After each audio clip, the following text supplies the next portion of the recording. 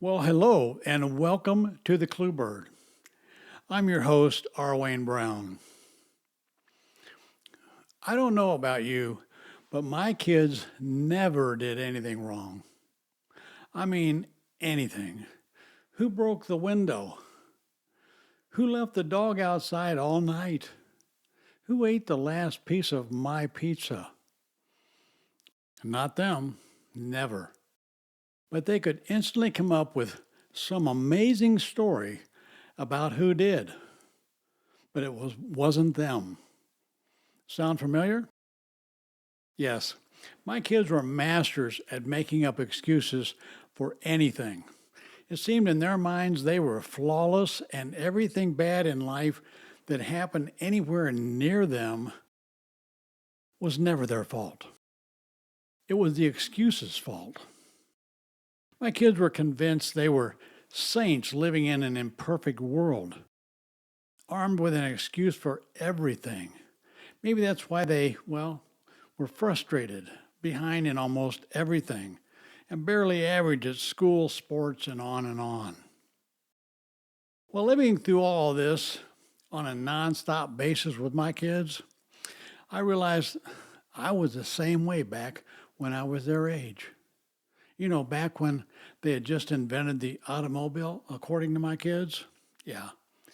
On reflection, I uncovered some deep, hidden memories of me back in the day.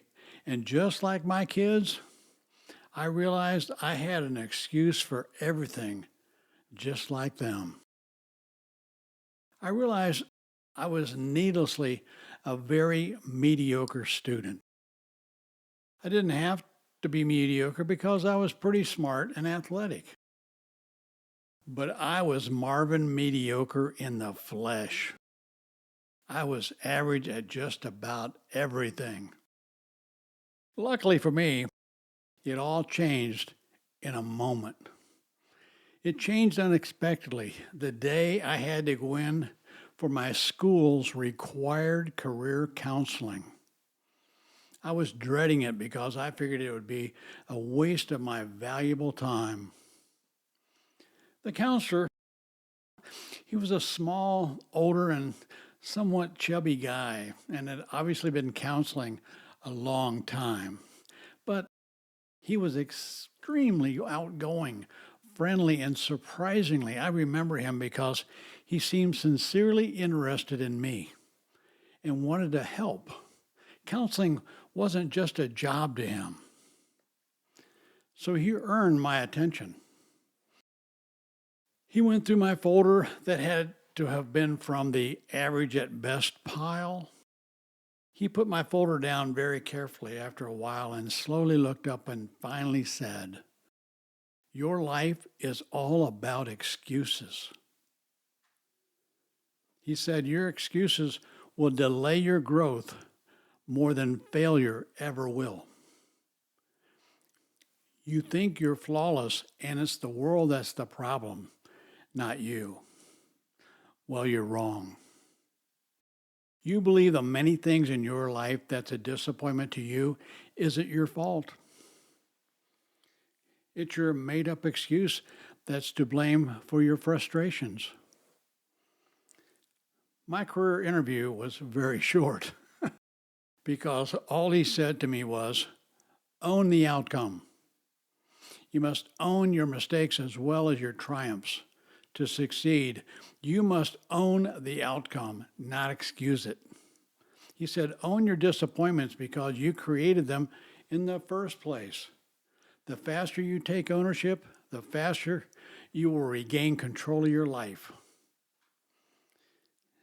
Next, he handed me an old, worn out, small round mirror for me to look into and said, "The reflection that you're seeing in this mirror has caused every disappointment in your life."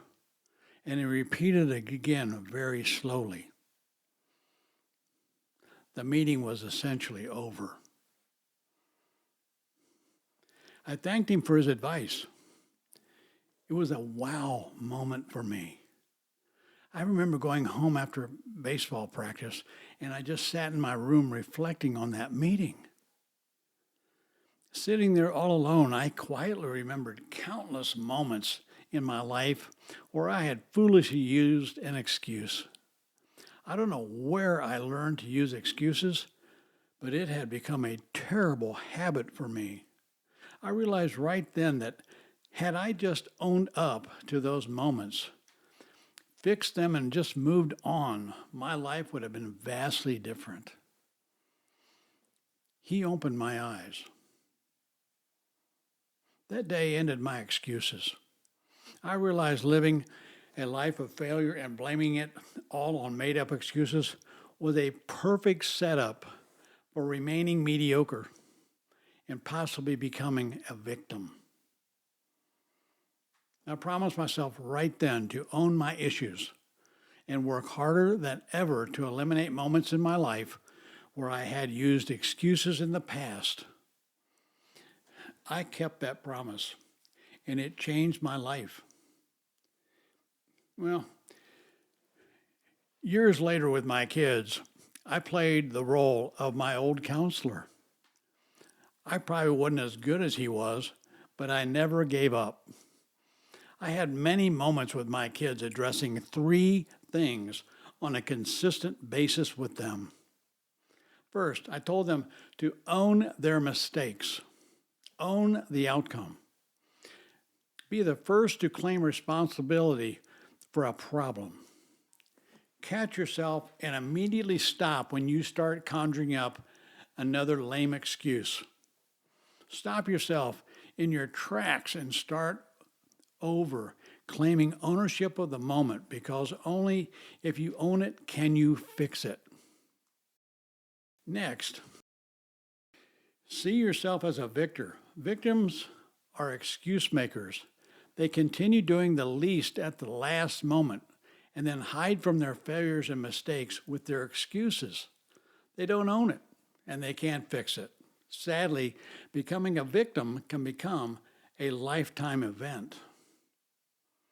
Lastly, I told my kids, realize you will either be a victor or a victim in life. Always choose to be a victor and own the room.